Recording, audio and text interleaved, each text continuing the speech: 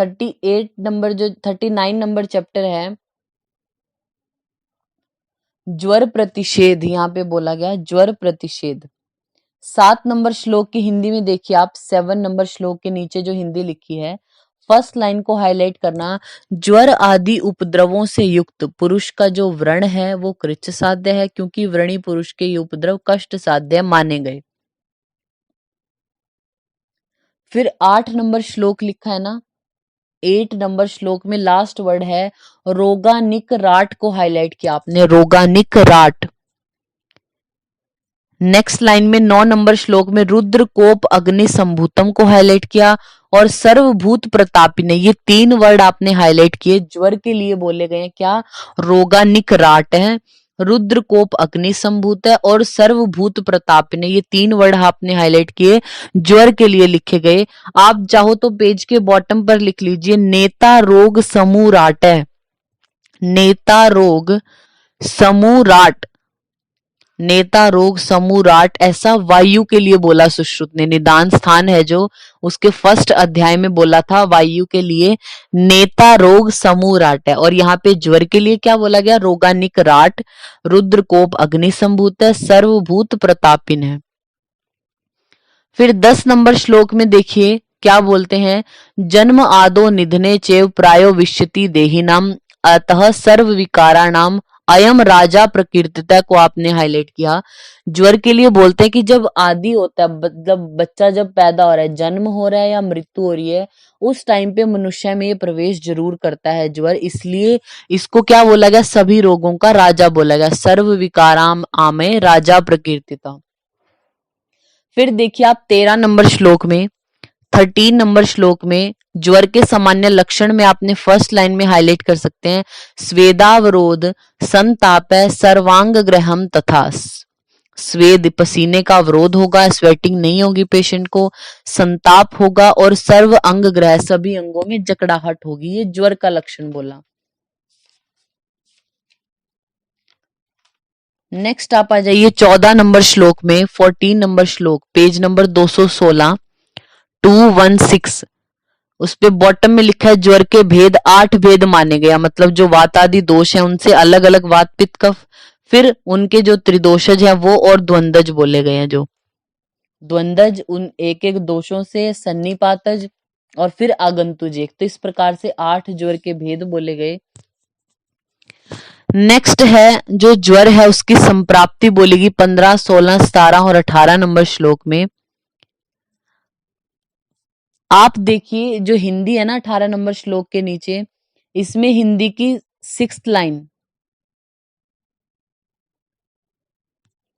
5th line से देखिए, sorry 5th line से, यहाँ पे क्या बोला गया, मिश्रित होकर रस वाहक और स्वेद वाहक स्रोतस आपने हाईलाइट किया।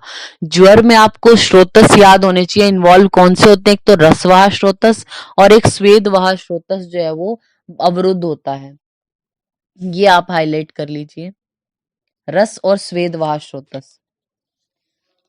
नेक्स्ट आता है 27 नंबर श्लोक, 27, 27, ये जो हमारे सुश्रुत संहिता में हम पढ़ेंगे ना जी, जो जैसे अभी आगे जो काय चिकित्सा वाले पढ़ेंगे, उनमें हम बहुत थोड़ी थोड़ी चीजें आपको हाईलाइट करेंगे, बहुत थोड़ी चीजें हैं पढ़ने को। क्यों? क्योंकि जो चरक संहिता है ना उसमें पूर्व रूप है या चिकित्सा जो होगी वो ज्यादा डिटेल में पढ़नी है। यहाँ पे कुछ पॉइंट जो चरक संहिता से अलग आएंगे वो हम आपको बताएंगे, जो सुश्रुत के अकॉर्डिंग पूछे जाते हैं। 27 नंबर श्लोक में देखिए, सामान्यतो विशेषास्तु जृंभणम अत्यर्थम स्मीरनाथ को हाईलाइट कर लीजिए। यहाँ पे पूर्व रूप बताए गए ज्वर के, ठीक है, तो जो विशेष पूर्व रूप आते हैं, मतलब 2 प्रकार के पूर्व रूप होते हैं, एक तो सामान्य और विशेष। सामान्य का मतलब आपको व्याधि का पता चल रहा है कि कौन सी व्याधि है, ठीक है। विशेष का मतलब क्या होता है, उस व्याधि में दोष भी कौन सा है उसकी विशेष नॉलेज मिलती है। तो बोलते हैं अगर वातज ज्वर हुआ तो जृंभा अत्यर्थम समीरनाथ को आपने हाईलाइट किया।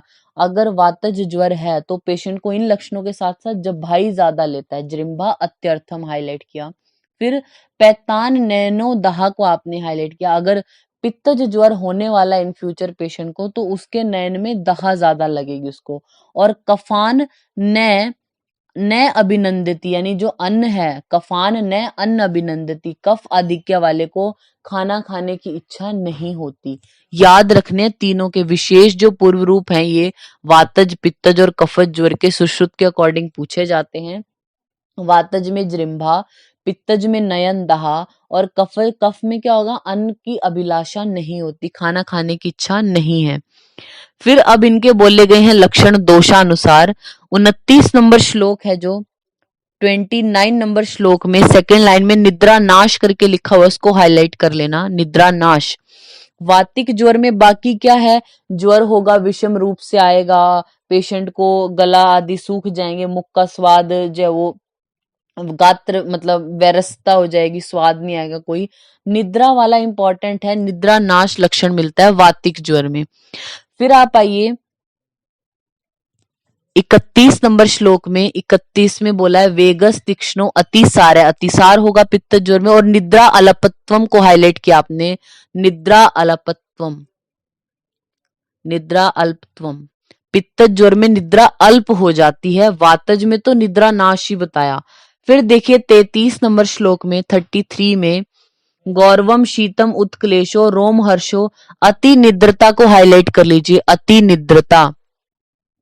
कफज ज्वर का लक्षण है अति निद्रता, ज्यादा नींद आएगी पेशेंट को तो कफज ज्वर है, निद्रा अल्प हो गई उसकी तो पित्त ज्वर है, और निद्रा का ही नाश हो गया तो हमारा वातिक ज्वर बताया गया।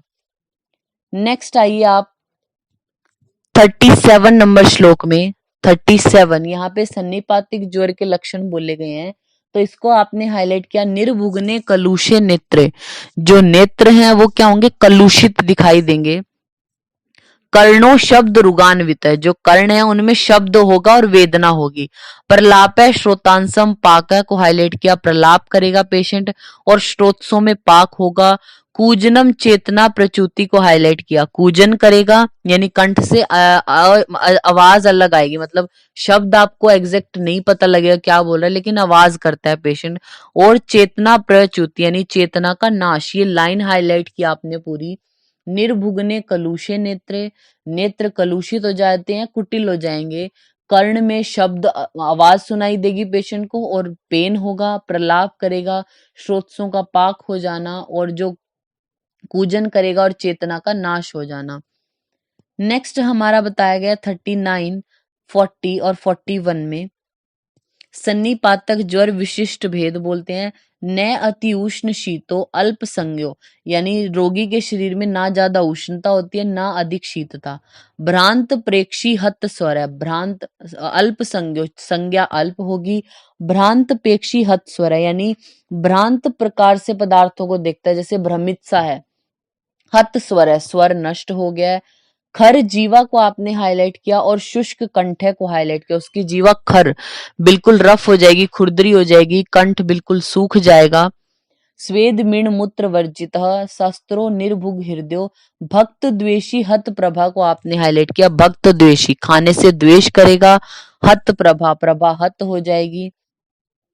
फिर 41 में हाईलाइट करना अभिन्यासी हत ओजस सन्निपातम ज्वरम कृच्छम असाध्य परे विदु, यानी जो हमारा अभिन्यास ज्वर इसको बोला और इसको हत ओजस भी कहते हैं, और सन्निपात ज्वर को कृच्छ साध्य बोला। सुश्रुत बोलते हैं सन्निपातक ज्वर को कृच्छ साध्य, अन्याचार्य इससे असाध्य बोलते हैं। तो यहाँ पे जो अभिन्यास ज्वर है, जो हमारा सन्निपात ज्वर है उसको बोलते हैं अभिन्यास ज्वर। तो बोलते हैं अभिन्यास बोलते हैं उसको, लेकिन कुछ उसको हतोजस भी बोलते हैं, तो अभिन्यास को ही हम सन्निपातज या हतोजस बोलते हैं। ये जो सन्निपातज है ये तो होता है कृच्छ साध्य, सुश्रुत के अकॉर्डिंग जो सन्निपातज ज्वर है वो कृच्छ साध्य है। असाध्यम परे विदु, परे जो दूसरे हैं, पर लोग हैं, दूसरे आचार्य इसको असाध्य बोलते हैं, ये आपको याद रखना है। फिर नेक्स्ट है हमारा 42 नंबर श्लोक की हिंदी में देखिए, 42 की हिंदी में, जिस सर्वदोषक प्रकोपात्मक सन्निपात ज्वर में निद्रा की अधिकता हो, हाईलाइट कर लीजिए, निद्रा आधिक्यम, निद्रा की जिसमें अधिकता हो, रोगी बिना होश के सोया ही पड़ा रहे, अभिन्यास कहते हैं। अभिन्यास हाईलाइट किया आपने, निद्रा की जिसमें अधिकता है उसको अभिन्यास बोलते हैं। फिर बोला है जिसमें दिन प्रतिक्षण क्षीण होता रहे, हाईलाइट करना, उसे हतोजस कहते हैं। और जिसमें रोगी के अंग प्रत्यंग शिथिल पड़े रहे, उसे संन्यास नामक सन्निपात, ये संन्यास का ही नाम है ना, दूसरे अभिन्यास भी, हतोजस भी। तो बोलते हैं अभिन्यास कब बोलते हैं आप उसको, जब वैसे तो लक्षण है सारे लेकिन निद्रा अधिक्य, मतलब पेशेंट ऐसे ही पड़ा रहता है सारा दिन, तो वो अभिन्यास है। जिसमें प्रतिदिन दिन प्रतिदिन क्षीण होता जा रहा है, उसको हत ओजस बोलते हैं। जिसमें रोगी के सभी अंग प्रत्यंग शिथिल हो जाए, उसको संन्यास नामक सन्निपातक ज्वर कहा गया है। 45 नंबर श्लोक में देखिए, 45 नंबर श्लोक में हाईलाइट करना, सप्तमें दिवसे को हाईलाइट किया आपने, सप्तमें दिवसे, फिर दशमें को हाईलाइट किया, फिर द्वादशे अपी को हाईलाइट किया। 7 के ऊपर लिख लीजिए वी, 7वें दिन के ऊपर लिख लीजिए वात, दशमें के ऊपर लिख लीजिए पी, और द्वादश के ऊपर लिख लीजिए 12। वैसे सन्निपातक जो ज्वर है उसकी मर्यादा लिखिए कि 7, 10 या 12 दिन पे या तो वो शांत हो जाएगा या फिर रोगी को मार डालेगा, ऐसा बोलते हैं। नेक्स्ट है हमारा 47 नंबर श्लोक में, 47, ये वात पित्त जो ज्वर है, द्वंद्व जो ज्वर है उसके बारे में बोला। तो लास्ट वर्ड हाईलाइट करना, रोम हर्षो अरुचि स्तम है। रोम हर्ष हो पेशेंट को, अरुचि हो और तम, ये लक्षण अगर दिखाई दें वो वात पित्त ज्वर है। नेक्स्ट 48 में हाईलाइट करना, सेकेंड लाइन में स्थैमित्यम पर्वणाम भेदों को आपने हाईलाइट किया। स्थैमित्यम, स्थैमित्य लगता है पेशेंट को, जैसे गीले कपड़े से पूरी बॉडी को ढक दिया हो। पर्वणाम भेदों, जो जॉइंट्स हैं उनमें भेद, पीड़ा होगी। और 49 में हाईलाइट करना शिरोग्रह, शिरोग्रह होगा। और प्रतिशाय का स्वेदा प्रवर्तनम संतापो मध्य वेगे, वात श्लेष्म ज्वराकृति, वात कफत ज्वर होता है, यानी मध्यम वेग का ज्वर आता है इसमें, ज्यादा नहीं आता पेशेंट को, हाई टेम्परेचर नहीं है, मध्यम वेग का आएगा। तो वात कफज में बोला स्थैमित्य। स्थैमित्य देखिए कफ का लक्षण होता है हमारे, कि पेशेंट को गीले कपड़े से ढका ऐसा लगेगा। और भेद, पेन हो रहा है तो वात का, तो वात कफत ज्वर में बोला स्थैमित्य पर्वणाम भेदो शिरोग्रह और मध्य वेग का ज्वर होना। नेक्स्ट देखिए 50 नंबर श्लोक में, 50 नंबर श्लोक में हाईलाइट करना, लिप्त तिक्त आस्यता तंद्रा मुंह। लिप्त तिक्त आस्यता, मुंह, मुंह जो होता है ऐसा लगता है जैसे लिपा हुआ सा प्रतीत होता है। और तिक्त आस्यता, मुख का स्वाद तिक्त लगता है, कड़वा। तंद्रा होती है, मुंह तक हाईलाइट किया। फिर सेकंड लाइन पूरी को हाईलाइट कर लो, मुहुर दाहो मुहुर शीतम श्लेष्म पित्र ज्वराकृति।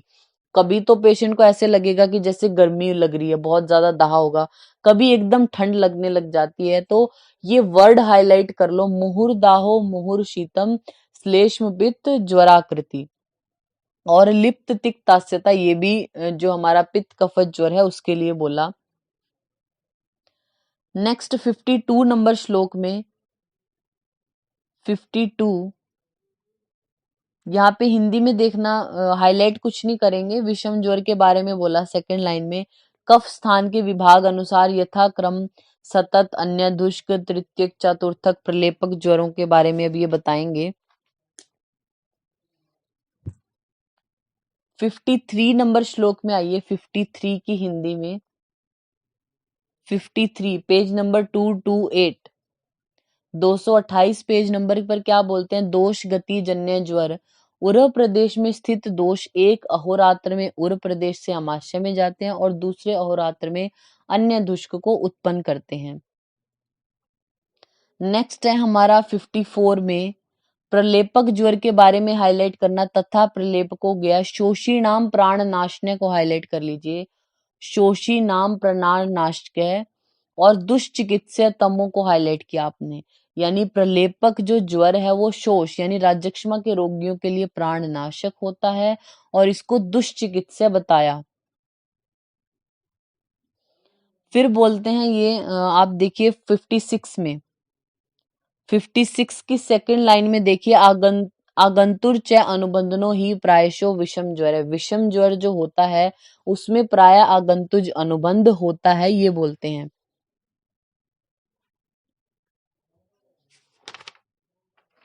फिर नेक्स्ट है हमारा 57 और 58 नंबर श्लोक है जो, उसकी हिंदी में देखिए आप, ज्वरों के मर्म को समझने वाले जो विद्वान है वो तृतीयक और चतुर्थक ज्वर को वात आधिक्य वाला माने, वात आधिक्य युक्त द्वंद्वज माने, औपत्यक ज्वर में तथा मध्यजन्य ज्वर में पित्त को कारण माने, प्रलेपक ज्वर में और वात विलासक ज्वर में कफ की अधिकता, और जिन विषम ज्वरों में मूर्छा का अनुबंध है वो प्राय द्वंद्वज होते हैं। देखिए सुश्रुत के अकॉर्डिंग जो ये है ना, इतना ज्यादा इनमें इंपॉर्टेंट नहीं है। कुछ कुछ चीजें हैं जैसे पुरुरूप वाली इंपॉर्टेंट थी, या फिर सन्निपातिक वाले को अभिन्यास या अर्थोजस बोलते हैं वो इंपॉर्टेंट था, वो आप ध्यान से पढ़ना। बाकी जो है ये चरक संहिता में हम अच्छे से पढ़ते हैं कि कौन कौन सा होता है। 67 नंबर श्लोक पे आइए आप। 67, 68, 67 और 68 में विषम ज्वर में धातुओं का आश्रय बोला तो बोलते हैं सततम रस रक्तस्थ। सतत जो होता है उसमें रक्त और जो रस धातु है उसमें आश्रित होता है। सो अन्य दुष्के पिशित आश्रितम, अन्य दुष्क हमारा जो पिशित मतलब मांस आश्रित। मेदो गस तृतीय अहनी, जो मेद है तृतीय जो होता है मेद में आश्रित। और अस्थि मज्जा पुनः, यानी अस्थि मज्जा में कौन सा होता है हमारा मेदोधाशित तृतीयक ज्वर, होता है अस्थि मज्जा में हमारा जो यम के समान चतुर्थक ज्वर। आप पेज के टॉप पर एक चीज लिखिए, बिल्कुल स्टार्टिंग से शुरू करिएगा। हम आपको लिखवा रहे हैं सुश्रुत अनुसार। सबसे पहले सुश्रुत अनुसार, सुश्रुत के अकॉर्डिंग लिखिए। उन्होंने संतत ज्वर नहीं माना, मतलब अभी संतत में धातुओं का आश्रय नहीं बताया। संतत के आगे कट कर दीजिए। संतत लिखा से आधा न तय और तय संतत, और उसके आगे क्रॉस कर देना। सुश्रुत ने इसमें कोई धातु आश्रय नहीं बताया। सतत में लिखिए रस और रक्त। सतत लिखिए, सतत में उन्होंने बोला कौन सी धातु इन्वॉल्व है, रस और रक्त। फिर उसके नीचे लिखिए अन्य दुष्क। अन्य दुष्क में है मांस। फिर लिखिए तृतीयक, तृतीयक में मेद। चतुर्थक में लिखिए अस्थि मज्जा। चतुर्थक में अस्थि मज्जा। एक बार रिपीट करते हैं। सुश्रुत ने बोला संतत ज्वर में कोई धातु आश्रय नहीं बताया। सतत में बोलते हैं रस और रक्त। अन्य दुष्क में मांस। तृतीयक में मेद और चतुर्थक में अस्थि मज्जा। अब आप लिखिए चरक के अनुसार। चरक के अकॉर्डिंग भी हम यही पढ़ लेते हैं। संतत में लिखिए चरक बोलते हैं रस। संतत बोला उन्होंने तो संतत में बोलते हैं रस। सतत में बोला रक्त। संतत में रस, सतत में रक्त। अन्य दुष्क में मेद बोलते हैं, उन्होंने मांस को नहीं माना। अन्य दुष्क में मेद। और तृतीयक और चतुर्थक दोनों को ज्वाइंट करके लिख लीजिए। तृतीयक और चतुर्थक इनमें अस्थि मज्जा। अगर आपको ऑप्शन ऐसे आए कि तृतीयक में धातु आश्रित है या तृतीय, वैसे तो आपसे इकट्ठे ही पूछा जाता है। चरक के अकॉर्डिंग अगर पूछें तो वो इकट्ठे ही पूछेंगे कि तृतीयक और चतुर्थक में कौन सी धातु, तो अस्थि मज्जा आपको टिक करना है। अगर सिंगल सिंगल पूछा जाए कि तृतीयक में कौन सा और चतुर्थक में कौन सा, और सिंगल टिक करना हो तो तृतीयक में अस्थि होगा और चतुर्थक में मज्जा। एक्चुअली जब श्लोक दिया ना इसका कि जो धातु आश्रय है, वहां पे अलग से मेंशन नहीं, ऐसे लिखा था तृतीयक चतुर्थके अस्थि मज्जा आश्रित है, इस तरीके से कुछ लिखा। तो उसके जब टीकाकार टीका करते हैं ना तो कुछ बोलते हैं कि तृतीयक और चतुर्थक दोनों में अस्थि मज्जा बोलते हैं। तो आपको ये देखना है कि आपको क्वेश्चन किस तरीके से पूछा गया। अगर दोनों हो ऑप्शन में तो दोनों को टिक करेंगे। सिंगल सिंगल जब चूज करना हो तो तृतीयक में अस्थि, चतुर्थक में मज्जा चूज करना। वैसे तृतीयक और चतुर्थक दोनों में अस्थि मज्जा है। ये आपने चरक और सुश्रुत के अकॉर्डिंग लिखा। अब आप लिखिए वाग्वट के अनुसार। वाग्वट अनुसार संतत में लिखिए रस। सतत में रक्त। संतत में वो बोलते हैं रस होता है, सतत में रक्त। अन्य दुष्क में मांस बोलते हैं वो। तृतीयक में मेद। चतुर्थक में अस्थि मज्जा। इंपॉर्टेंट है तीनों आचार्यों के अकॉर्डिंग ये कौन सी धातुगत ज्वर में कौन सी, मतलब कौन से विषम ज्वर में कौन सी धातुएं इन्वॉल्व हो रही हैं। चतुर्थक में अस्थि मज्जा। तो वाग्वट के अकॉर्डिंग है संतत में रस, सतत में रक्त, अन्य दुष्क में मांस, तृतीयक में मेद, चतुर्थक में अस्थि मज्जा। अब आप लिखना काश्यप अनुसार। काश्यप अनुसार, अगर इधर पेज राइट पे मतलब लेफ्ट वाला कंप्लीट हो गया तो राइट पे लिख लेना। काश्यप के अनुसार उन्होंने स्थान ऐसे करके बताए, तो संतत का कोई स्थान नहीं, संतत के आगे क्रॉस कर देना। सतत में लिखना अमाश्य, सतत अमाश्य। अन्य दुष्क में उर, अन्य दुष्क में उर प्रदेश, चेस्ट रीजन है जो वो। तृतीयक में कंठ, चतुर्थक में सिर, चतुर्थक में सिर लिखा आपने। 69 और 70 नंबर श्लोक में बताया, देखिए हिंदी में देख लीजिए, संतत आदि ज्वर के लक्षण। अब देखिए यहाँ पे धातुओं का आश्रय नहीं बोला कि कौन सी संतत में आश्रय है या नहीं, लेकिन यहाँ पे 69 में अब संतत ज्वर की एक्सप्लेनेशन दे दी है कि जो ज्वर बिना उतरे लगातार 1 सप्ताह तक यानी 7 डेज, 10 डेज या 12 डेज तक बना रहे उसको संतत बोला। जो ज्वर अहोरात्र में 2 बार आता है उसको बोलते हैं सतत। 24 घंटे में 1 बार आने वाला अन्य दुष्क बोला। तीसरे दिन जो ज्वर आता है, मतलब कि आज पेशेंट को फीवर हुआ, कल नहीं होगा, परसों फिर हो जाएगा, उसको बोलते हैं तृतीयक ज्वर। चौथे दिन आने वाला चतुर्थक बोला, मतलब एक दिन हुआ फिर 2 दिन पेशेंट ठीक है फिर से ज्वर हो गया, वो होता है हमारा चतुर्थक ज्वर। तो ये आपको पता होने चाहिए कि कौन से ज्वर में है जो कब कब पेशेंट को फीवर होता है। तो आज हमारा जो है वो हम इतना ही करते हैं इसमें।